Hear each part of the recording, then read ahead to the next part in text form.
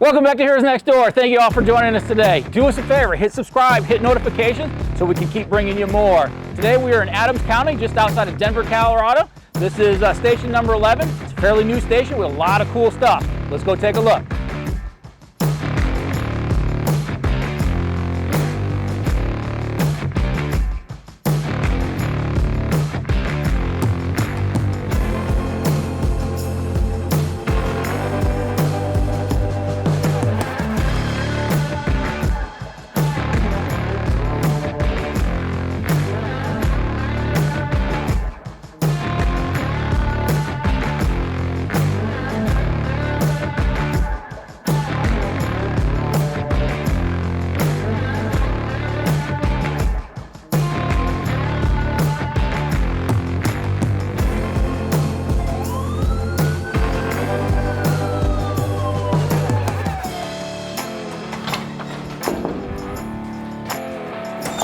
Hello. Hey, how are you? Good, good. I'm Mike. Thanks for inviting us in. Thom, nice to meet you. Tom, Mike. and I'm Brandon. Brandon, nice to meet you. Thank you very much. Tell us a little bit about yourself real quick. Tom, you are? I'm a captain here at Station 11 on Truck 11. One of the few that helped design and build this facility, and hopefully we can share some of our, ideas and thoughts behind why we did what we did. Absolutely. I'm going to pick your mind on that for sure. And Brandon, you are? I'm Brandon. I'm a firefighter EMT here at Adams County. I'm currently not assigned to this station right now, but I was here during some of the construction phase and the first couple of years it was in service. Awesome. Let's go inside and take a look. Yes, sir. All right. Thank you. Dude, I love the foyer area. This, the circle out front was very beautiful building, and we walk right into it. It almost feels like a museum in here. So that's the idea behind this area right here, is exactly it. Looking at the history of the fire service. Not only that, but combining our agencies, two agencies that merged, Southwest Adams County Fire Department and Northwest Adams County Department, blended together to create this Department of Adams County Fire Protection District. Okay. How long ago was that collaboration? In 2015, we merged up forces and created an outstanding department. Wow, it looks like you're doing a very good job here. So some of those viewers that may be watching are in the midst of collaborations.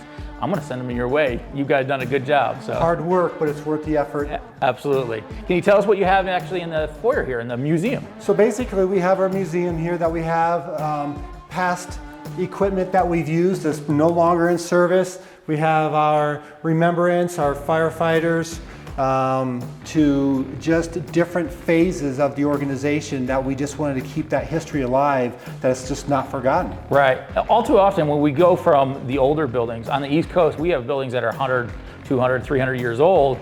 Well, not quite 300, but you know what I mean. They have a ton of history. But when we build the newer construction, we forget to bring that with us.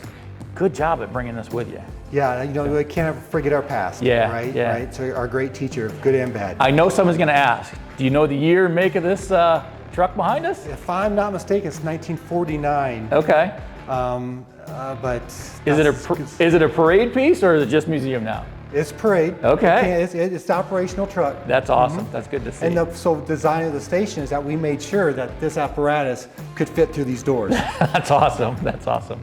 So what do we have in the building? Can you explain to us? I mean, this was when I drove up. It's a pretty large building. It looks like you have administration and crew and apparatus bay, correct? So basically, we have a 30,000 plus square foot facility here. Okay. Along with that, we have our museum. We have a training room here that we're going to go through. Okay. We have room for 12 individuals to spend the night, to live out of this station. We have a battalion, a captain, and a lieutenant, and firefighters along with a SAM that run out of this station. That's awesome. That's a nice big crew. You definitely can serve your community well with that kind of crew. Most definitely, most definitely. And for the most part, everybody who works out of the station is quite busy. Okay. So on this side, you said it's pretty much training? Yep. Let's go on through these doors here. Okay. And I'll follow you. Okay, so here we have our community/training room that we conduct multiple trainings, meetings, board meetings, you name it. that this room really facilitates a great opportunity for the district to meet the About needs. how many seats do you have that you can put in here? We right now, with the current arrangement we have about 45 to 50. Occupancy low is 85, but usually, we can fit a good number of individuals So you can here. get a good class going on here. It looks like you got all the technology of the overhead stuff and everything that you need to have a good education. Oh, most definitely. And the resources that are available, the audiovisual aids to the hearing. I mean, we've looked at pretty much individuals maybe hearing impaired, that we have the capabilities of making sure that they can still stay connected with us. Okay. So there's a lot of forethought with this. With your education, do you also do a lot of public education, like community CPR classes or seatbelt or car seats or anything like that? We sure do, and they are offered and through our website, along with we assist with training with our local sheriff's department, along with just community CPR outreach. Wait, I think this guy's dead. Looks like you're right. Someone should probably start doing CPR. Okay. And do you have a kitchen, or is that a coat room in the corner? Full functioning kitchen back here. Wow, can we take a look at that? Yes, sir. All right. Yep. Back. Oh, okay. Yeah. This is as big as my kitchen at my house. Right.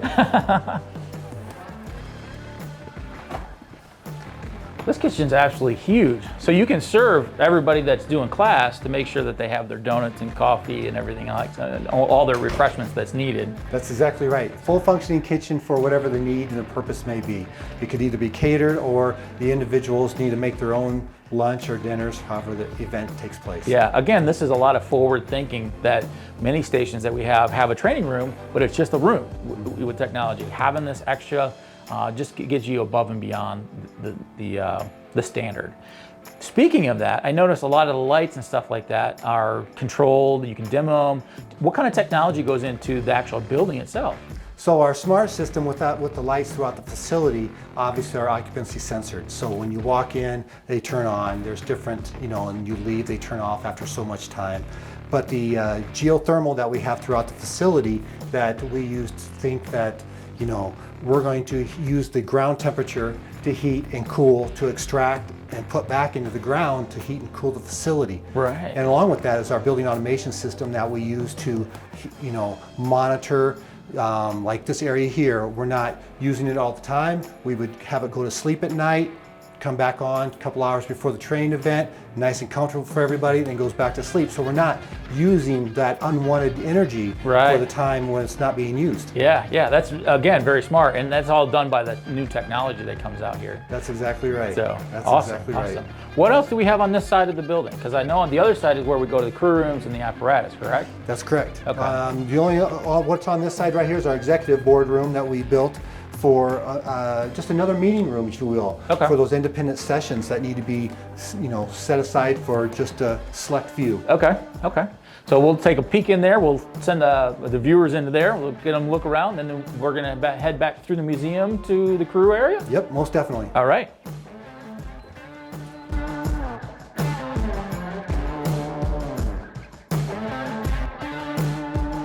So that's an absolutely gorgeous place to learn. I would definitely spend a lot of time there. I recently got my master's and spent a lot of time online. So going to class and having a place like that would be pretty cool. Would be pretty convenient. Yeah. So where do we go from here? All right, let's go ahead and go through this door right over here, and we're going to go into the first floor. Okay.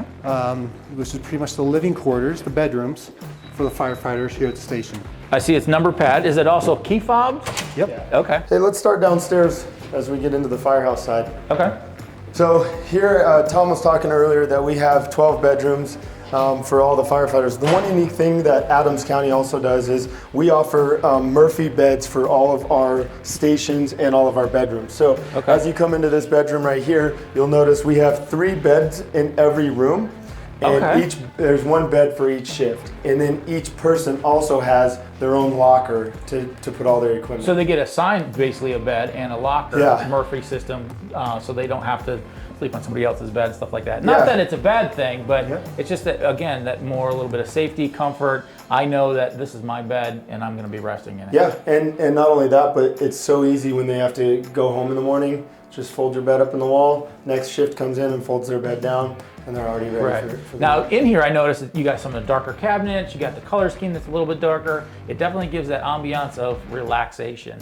Was that purposeful? Yeah, most definitely, most definitely. So, you know, we're taking into consideration, you know, we have the darkening blinds. If people need to have that downtime during the day to reset their clock after a busy night, along with our first in system that we've incorporated in the system that enunciates whichever room this individual is assigned to, our apparatus. So let's say this is a medic on medic 11 that's running out of here. Just those medic tones will come out of that just for that firefighter. So the entire station doesn't have to wake up if they only request one unit. Right. And then we have the red lights that turn on to give it a soft tone to the eye so that you're not blinded by a bright light from a hard, you know, middle of the night sleep. Yeah. I'm just so used to our alarms that just the house bell goes off, it jerks you awake, your heart rate goes through the roof.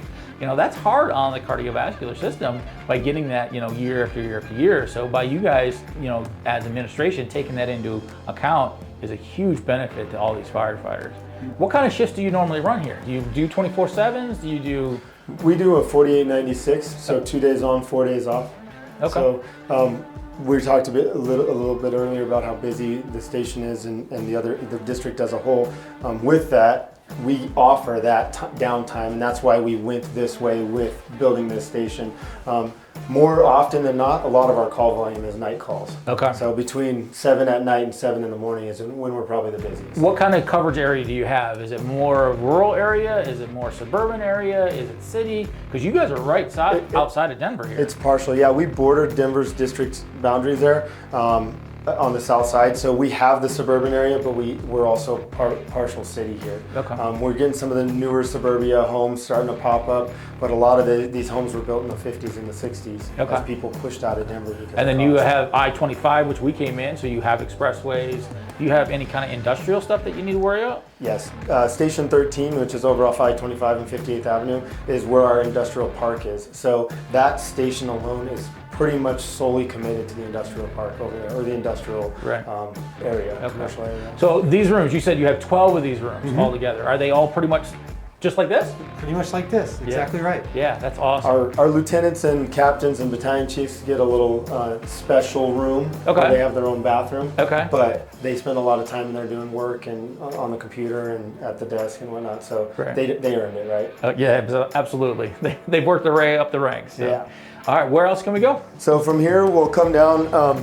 So we have more bedrooms and bathrooms down this hallway. We're gonna go down this hallway where we have even more bedrooms. Okay. But one of the unique things that we have with this station compared to some of the other stations is around this corner we have what we call a coffee bar or a shift change area where our officers and our engineers can meet together, and we can they can have that handoff in the morning. Hey, here's what's going on with the apparatus. These are the calls we ran. These are the things that we ran into, right? Okay. So here's where we can do shift change, and then we have a large laundry room in here where people can. We have multiple washers and dryers where people can do their laundry while they're here at work. Right. So again, this is a concept I haven't seen before. You know, shift change is very important. You know, how many calls you got last night? You know, what kind of equipment did I need to replace? Maybe something broken. You know, we do that I'm setting my bed up, you're setting your bed up, and I'm trying to give in that. Having a designated place to do that is huge. yeah, yep. So. And this is where a lot of the guys like to meet. The other thing is we have 12 guys in here. Everybody has TVs in their room, but we still want to include that crew concept, right? So maybe you don't want to watch the baseball game upstairs. The Avs are playing in the Stanley Cup right now. Let's come down here and we'll get 3 or 4 of us down here that want to watch the Avalanche game and watch it down here. Right. Now you keep mentioning guys. That's general term. You actually have female on your staff too, correct? We do. I think so. We're up to 93 firefighters or 93 line staff. And of those 93, I think 8 or 9 of them are females. Okay. So we hire whoever can do the job. Awesome. It's not specific to one gender or not. Right. So if the public is out here and wants to get a hold of you, do you have a website they can get a hold of? Do you do Facebook, TikTok? We do. We're huge in Facebook, and we could put the Facebook link right here below. Okay. Click on that. The other thing we do is Instagram. We're not on TikTok yet, but we're talking about going that route because we know how big it's getting. Exactly. Awesome. So that's pretty much this main level, correct? Is all the bunk areas. So you don't have to use a pole to get out.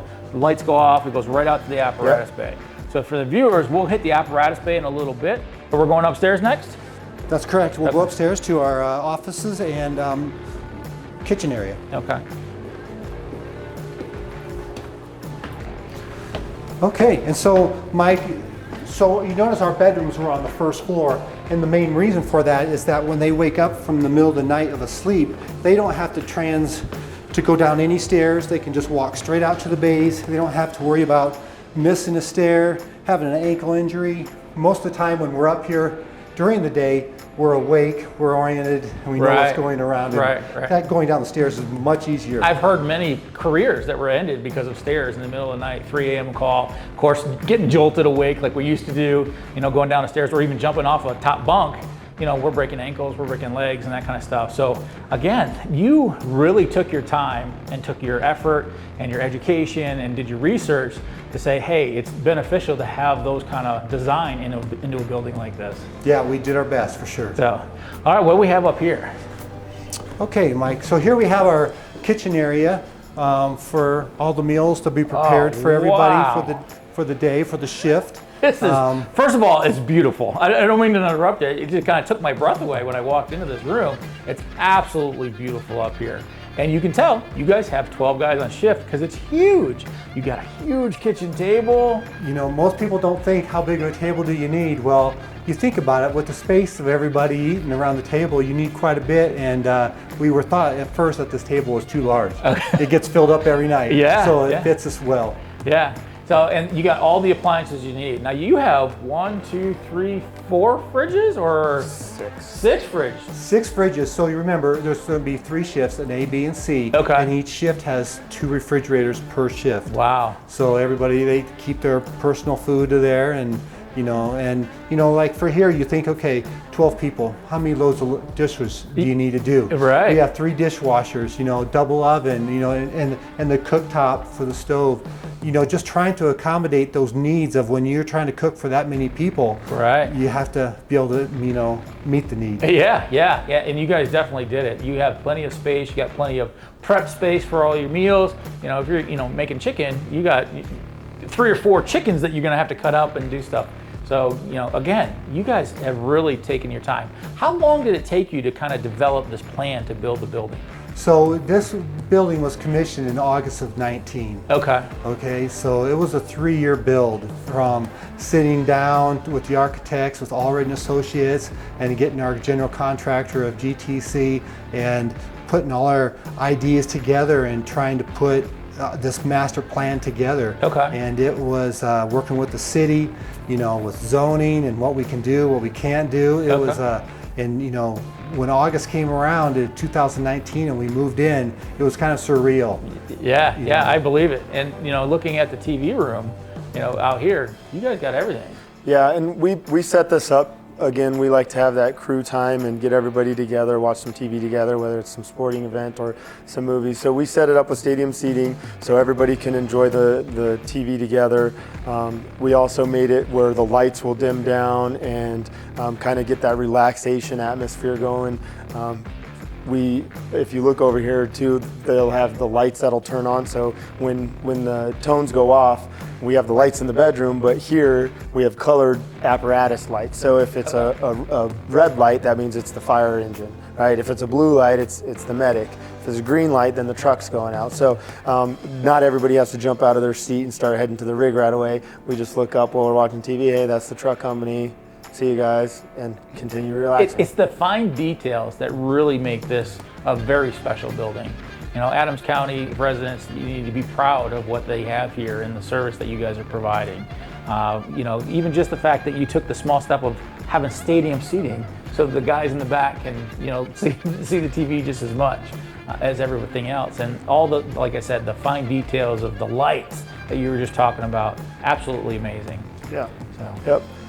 We also have like a coffee lounge area or a little meeting room over there. And then we have the outside setup with a balcony here. Oh, I didn't even notice there. that. Yeah, so and you have the sunshades, because I didn't even notice that. I thought it was another room. We were proud of the amount of light that we get from the sun and trying to minimize our carbon footprint with electricity. So we put a lot of windows on the facility, but with a lot of windows comes a lot of heat. and very blinding sunlight. So right. we had to definitely put some shades on there to bring that sunlight down. Yeah. So we could go outside if you want and Yeah, check out the balcony. Yeah, it looks like you got like a little bar out there too. Yeah, it's like a breakfast bar with seats about 8 to 10 people. Okay. Oh man, look at the view of this place. You see downtown Denver, Yeah. Denver, Colorado, right? Yep. We spend a lot of time out here, like you said, not just over food, but we'll come out here and sit during the day and just kind of hang out when we get that break or when we get that chance. The unique thing with this too is we also piped gas lines up here, so we don't have to get propane for our barbecue or our smoker. We just have it all set up. For gas, so we don't have to leave and chase all that down. Yeah, you definitely get a good view of your community. You got a good view of downtown. I'd be spending a lot of my time out here. We love it out here. All right, what else do we have? Let's go back inside and let's go check out the weight room. Okay. So we talked about going to the weight room, but we always like to save the best for last. Let's head over to the offices so you can see where the firefighters and officers get to do their work during the day. Okay. Great. I mean, again, you got nice, good cabinets to work, or countertops to work with. You got computers for everybody that needs to get work done. Yep. And we have, so as we move forward, we have a lot of applications and technology stuff that we use. So we set this up with 5 or 6 computer stations because people are studying for their wildland stuff. People are studying for their engineer stuff. For promotions.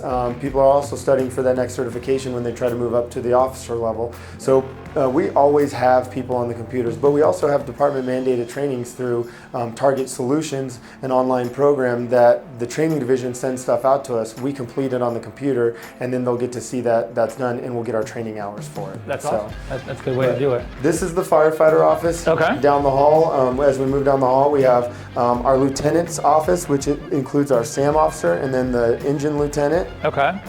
Our engine just has lieutenants on it, and our truck just has a captain that runs it. So this is the lieutenant's office, pretty similar to the last one. And then the captain's office is going to be the same as this, and then the battalion chief's office. So it's got sliding doors, so it's got some privacy, but it feels industrial to a certain extent, but it gives you that feeling of this is the place of business. Yep.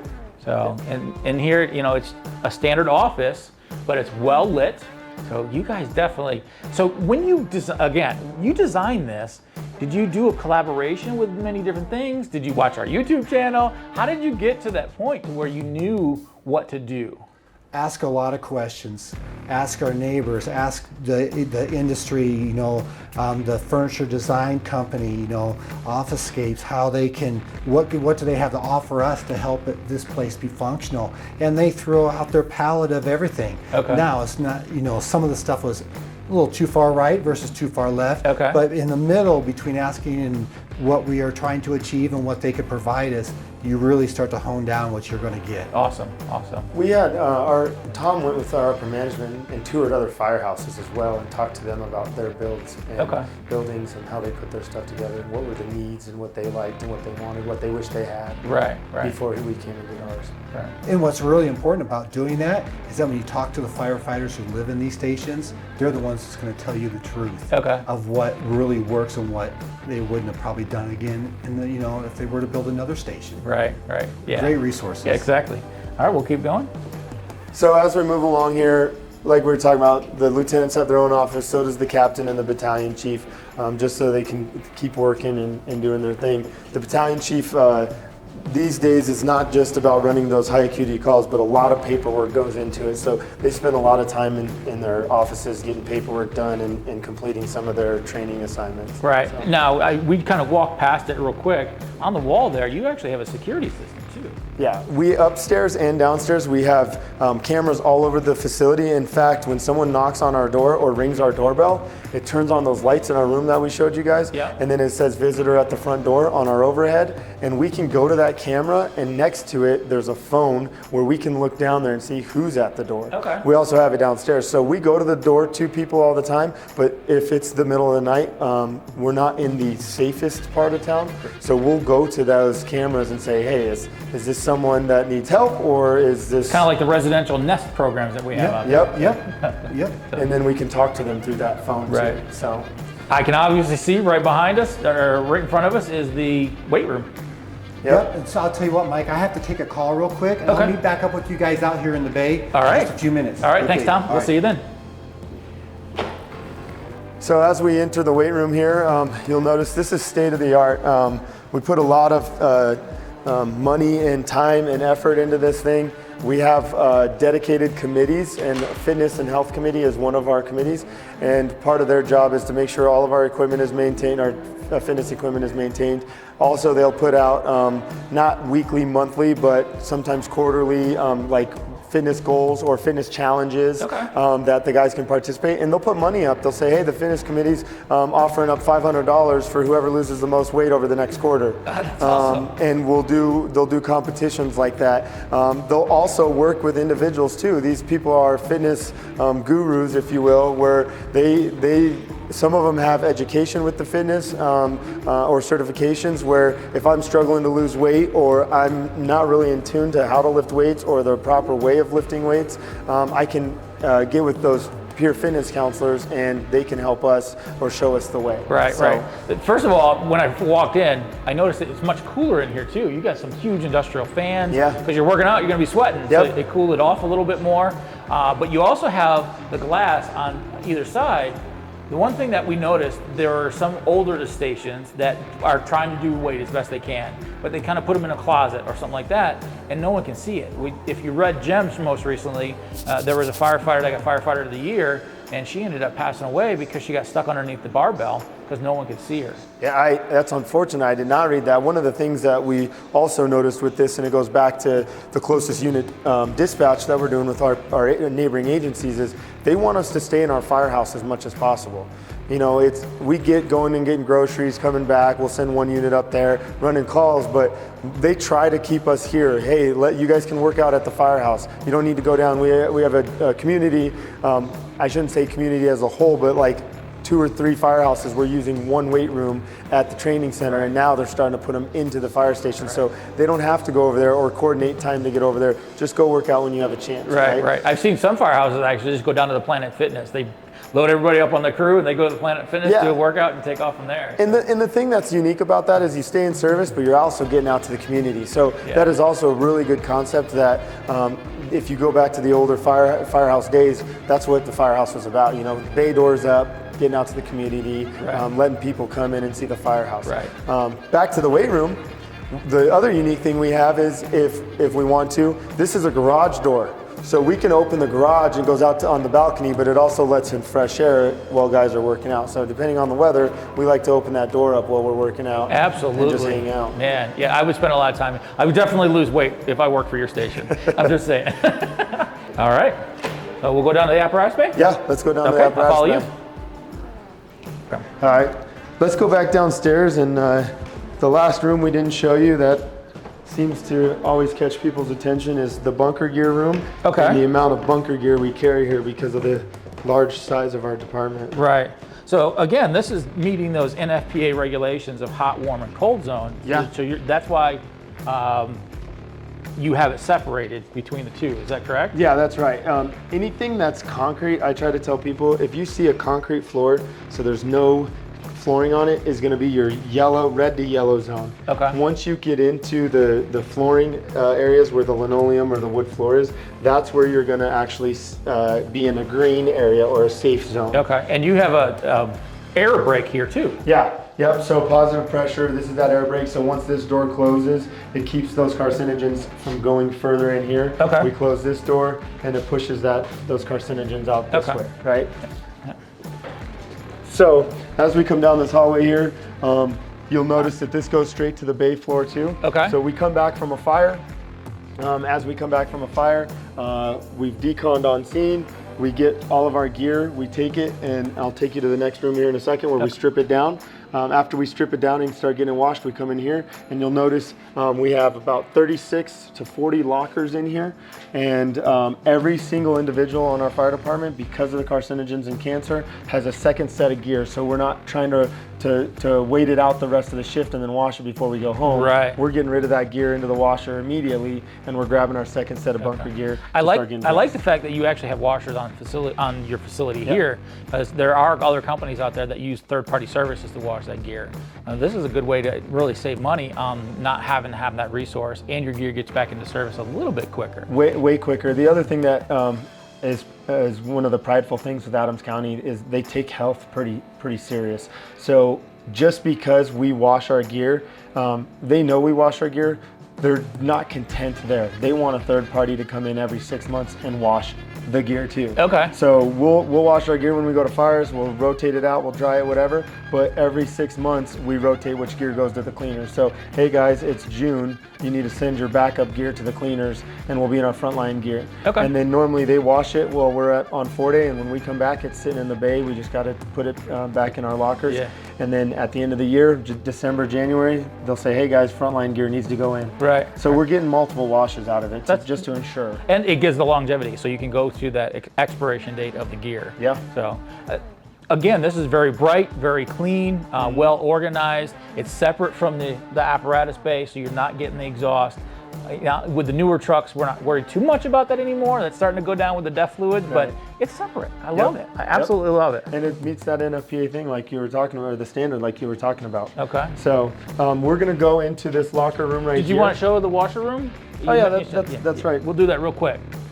Because you got the dryers too. Yeah. So this is where we do all of our washing of our. We have a table we set up over here, and that table will break down all of our gear, take the stuff out of our pockets.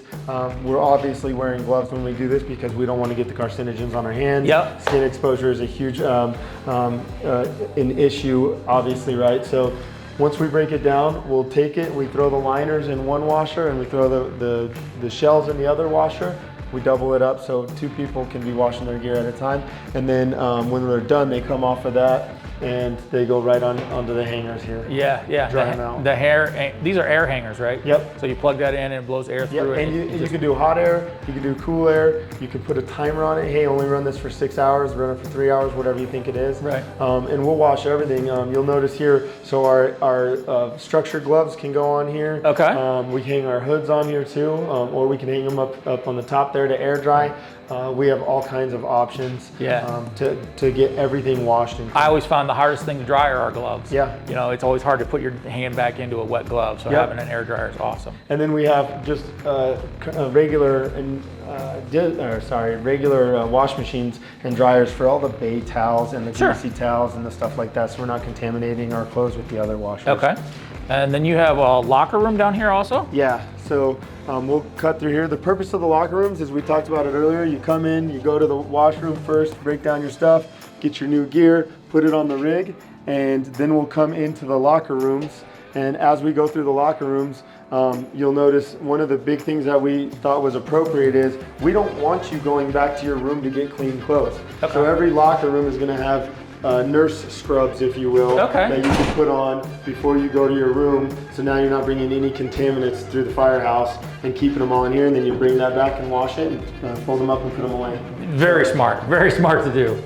This is that transition from that yellow-red zone, or red-yellow zone. Oh, this is where the stairs we came right back down. Yeah, and then we'll go out to the bay here and we'll go catch up with Thom. Okay.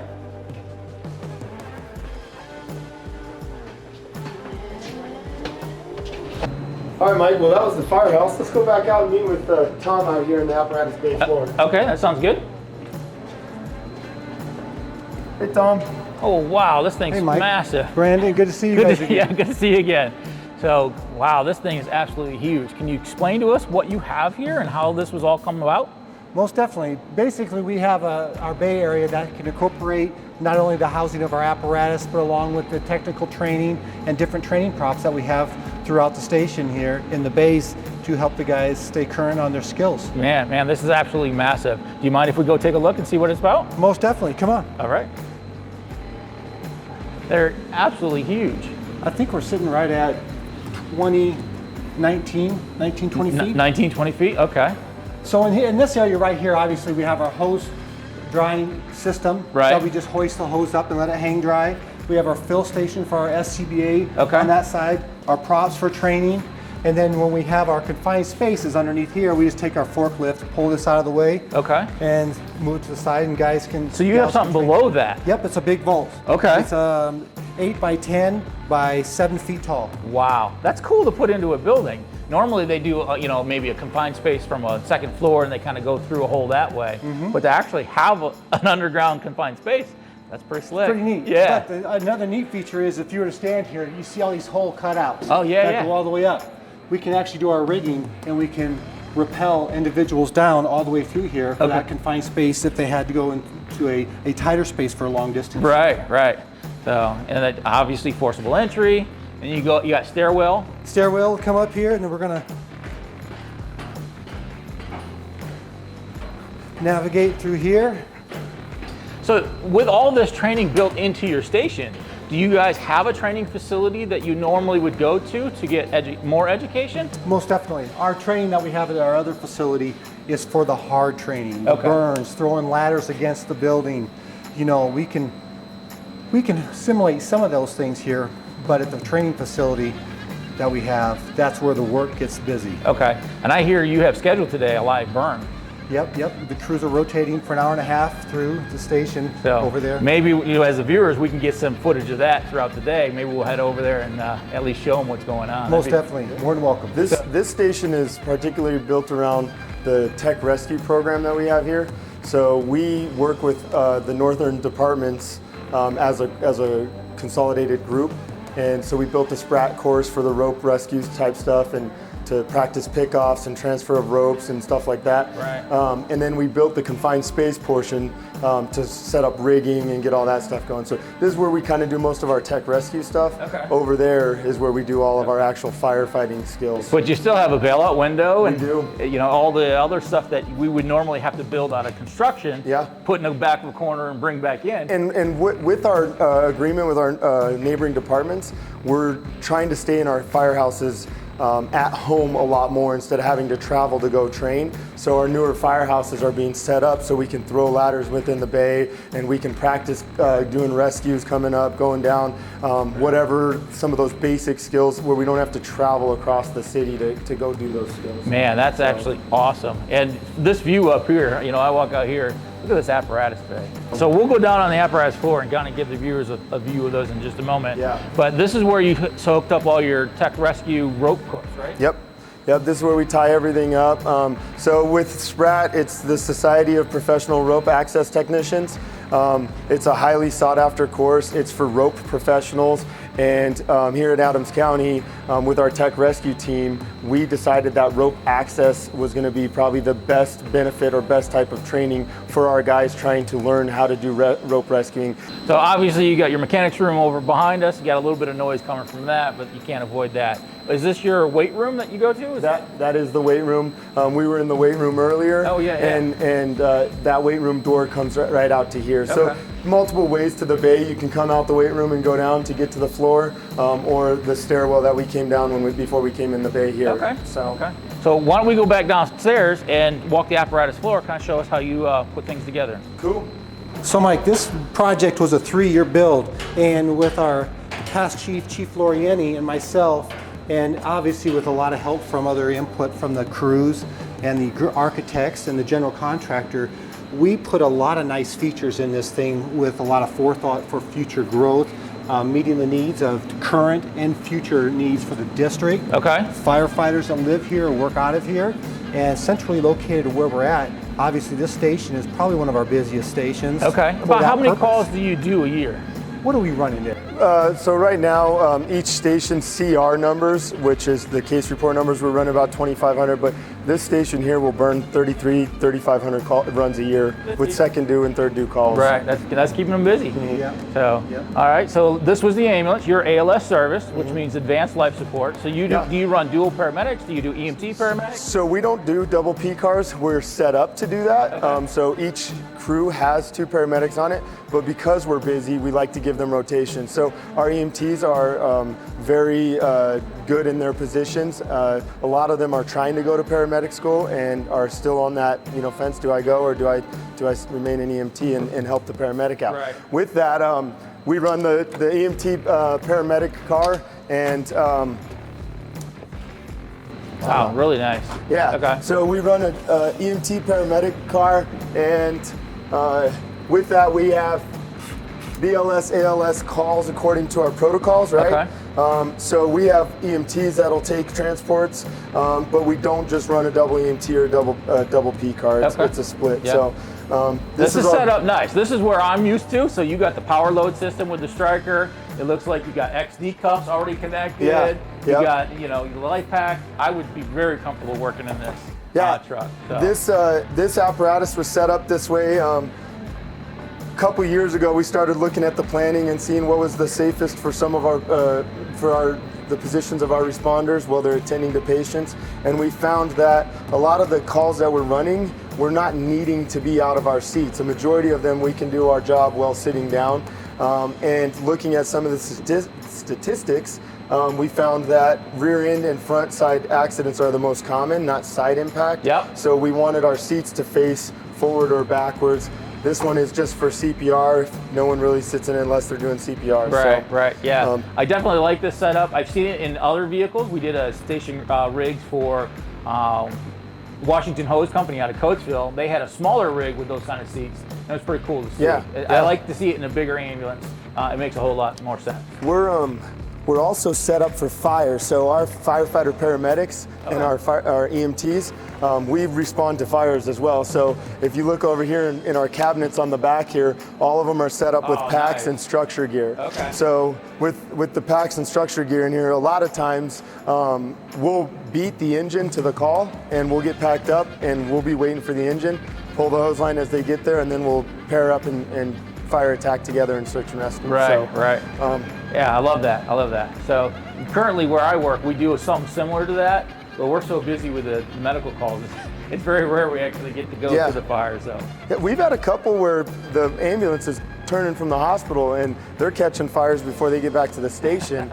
So we've had some where the ambulances are rolling on scene when the tones are coming out because they're just leaving the hospital Right. with as busy as we are. you said this was a reserve piece for you. Yeah, this is our 2003 Pierce 1500 GPM I was talking about earlier. It's not as quite set up as the rest of them just because the cabinet space is much smaller, but the engine itself is a much better engine. A lot of the older engineers like the drive of this apparatus. Right. I was saying earlier, it's got some damage to it. It's the old steel body, so it's taken some hits pretty well. Yep. But we had one of our other pumpers hit twice, and the amount of damage is like a 6 or 7 month fix on it. Yeah. And it's the aluminum body. Especially so after crumpled. COVID, trying to get a lot of those parts and try to get it replaced. Yeah. We had an ambulance that recently crashed too, and that's going to be almost a 2-year project to get that replaced and done. So Yeah. Yep. what do we have next to this over here? So this is our 2017 Pierce aerial. It's a 100 foot ladder. We set it up. Our department started going to the clean cab concept. So we took all the packs out and we put them in the seats. It goes back to the safety of the crews and the amount of fire This we're is running. now the second time we've heard that. Yeah. As we started traveling across the country, Kentwood, we recently did one a week ago that had the clean cab concept. Yeah. I really like the idea of that. It goes to what you talked about, Captain, about having that safety of health for your providers, not just for the building, but now also in the trucks. Yeah. Pretty much wherever you turn, it's really about protecting our employees. And whatever we can do, those small little things that can make adjustments for the longevity, it's a win-win for everybody. Right. Sometimes it's an inconvenience, don't get me wrong. You're right. But it's the longevity. It's just a little learning curve of making sure your cabinet is ready to go, getting your gear on and stuff like that. But in the long run, like you said, it's really going to put 10, 15 years on lives that we've been losing in the past for unfortunate cancers and stuff like that. Yep. So this is finishing up. We'll do a station rigs on this Yep. at another time. But you got some more apparatus around the corner. Yeah. So in 2020, we built a wildland apparatus because we started doing statewide deployments. So we have guys that go out for 14 to 16 days, upwards of 21, to respond to wildfires here in Colorado. So this apparatus came in 2020. It was built in Canada by CET. It's also a Ford XLT Super Duty. The big thing with this apparatus is we wanted to change a lot of the access for our stuff. We had an older truck that was hard to get things, so we put the stuff that we don't need up on top and brought the stuff that we need down in the side. But we've also put hangers off here, so when we're getting in our truck to leave an area on a fire, we just hook our bags and go. Right. We don't have to throw them in cabinets. We know how fast that wildfire moves. Sometimes we just got to go. And you guys recently had a pretty big wildfire that I saw on the news. Yeah, we've had 3 over the last 2 years. We had the Troublesome Fire, which was like 190,000 acres. We had the Cameron Peak Fire, which was like 210,000 acres. And then on December 31st of last year, we had the Marshall Fire. The significance with all 3 of those fires is we used to call, the summer the fire season for Colorado. Right. All 3 of those fires being as big and destructive as they were all in the winter or the fall. Wow. So the Marshall Fire burned down 1,000 homes. We went up there, myself and a couple of our other firefighters went up there, and we were up there for about 18 hours, and the destruction in the middle of a town was unbelievable. It wasn't like, hey, this is the mountains, you guys should be expecting this. It was the middle of the city, and a grass fire got out of hand, lit off some houses, the ember wash lit off more houses, and it just kept on going. Well, thank you for your service. Thank you. Doing as best you can in a bad situation. Oh, and then we have rescue, heavy rescue, you said? Yeah, this is our heavy rescue. Is this set up as an engine also, or is it just rescue equipment? Kind of. It's got a pump on it on the back, and it's got like a 150-foot rubber hand line on it. I think it's 500 GPM pump, so it's set up for when sometimes we run out of apparatus with our reserves just for maintenance and stuff like that. So we'll jump in this, and it's set up for fire attack, but it's not intended. More of those for car that. fires, maybe in an engine compartment or something Trash like fire, that. stuff like that, yeah. But it's got all of our heavy stuff on it. So we do all the disciplines with structured collapse. We have confined space, we have rope rescue, and then water rescue, swift water and static water. Okay. And then next year, the plan is to add a dive team to our tech program. Awesome. So right now it's set up for the whole north area. We have all of our structural collapse and stuff and all the other disciplines covered, but we try to prioritize rope rescue and confined space for our agency. Okay. So if there's an issue with an incident with rope rescue or confined space, for the north area, we're like the go-to department for those 2 disciplines. Right. Now you have a responder unit. Is this a command vehicle or for a battalion chief or anything? We here at Adams County, we run 4 stations like we talked about earlier, and we have 1 battalion on duty. We also have a SAM, which is a safety and medical car. So the safety and medical car is set up for EMS. So he's basically like the battalion chief, if you will, of medicals. Okay. He still falls under the battalion chief's umbrella for the chain of command, but he kind of does his own thing. So any fires, he gets out, he puts his pack on, he's going to be the safety on the fire. Okay. Any large incidents, mass casualties, he's going to show up, he's going to be calling hospitals, he's going to be directing ambulances here and there. He's not really doing hands-on patient care. It is required that they're paramedic certified and safety officer certified, as well as having all of their officer certifications. Right. That's an awesome resource to have. Yeah. Many departments should kind of lack that at times because we're struggling so much to get personnel and have volunteers, especially on the East Coast. So how are you guys doing with staffing? Are you guys looking for more staffing? Yeah, the thing that we're finding, and I sit on some of our hiring committees, and the thing that we're finding is the newer generation just isn't in it for 30 years. They just want to feel out the fire service, hang out for 5 years, maybe 10, and then, hey, I have other plans. I want to go try this or go try that. Where you and I and Thom are like, hey, I got at a young age, I'm staying my whole career and I'm going to retire at 55. These guys and gals want look at different things. So we're actively hiring. We just put through 5 people through the academy, and now it looks like we're going to probably try and hire another 4 or 5 and So have to do lateral. how do the viewers get a hold of you? Do you got a website page? Do you have a Facebook? Yeah. We have our website, and at the end of this video, I could probably add it. So Okay, you guys we'll can do put it on a the pop link. up right below it here. Yeah. So what's the website? It's acfpd.org. Okay. And then you can follow the tabs on there to the employment area and follow how to get access to the testing. Okay. And we do a joint consortium test right now. So all of us agencies, there's like 12 of us in this north area, we hire off that one list. Okay. Or off that one test. So all those directions will be on there under one of the tabs where you can find employment on there. Gotcha. So, Well, Brandon, I thank you for inviting us out. Tom, Right. I appreciate all the work you put into this. You did a great job. It's a beautiful station. Many So- hands make light work, Yeah, right? yeah. So once again, this was the Station Cribs. We're in Adams County in Denver, Colorado, and these guys are great. So if you're in the area, hit them up, stop by. They'd love to hear from you. As we continue, do us a favor, hit that subscribe, hit that notification, slam that like button so we can keep building more. We're trying to get that 100,000 subscriber mark by the end of the year, and with your help, we can do it. We'll see you again next week.